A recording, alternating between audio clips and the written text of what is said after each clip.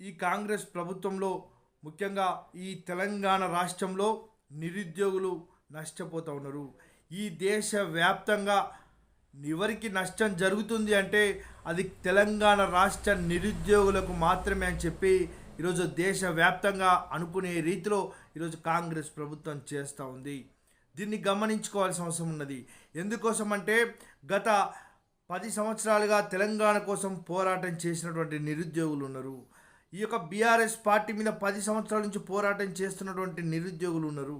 ఈరోజు మీరు డిఎస్సి కనీసం ఒక 2 నెలలు మరి పొడిగించాలని చెప్తే ఈరోజు ఏదో ఈ తెలంగాణ రాష్ట్రం మొత్తమే అల్లోకలమైనట్టు మీరు వ్యవహరిస్తే ఏ విధంగా ఉంటుందో మరి రాబోయే రోజుల్లో మీరు కూడా చూస్తారు అని చెప్పి ఈ తెలంగాణ రాష్ట్ర ప్రభుత్వాన్ని కోరుతా ఉన్నాయి. ఈరోజు ఓయూ మైపాల్ యాదవ్ గారు పని చేసుకుంటే, ఆయన ఉద్యోగం చేసుకుంటే 2 లక్షల రూపాయలు నెలకు ఆయన సంపాదించుకోవచ్చు.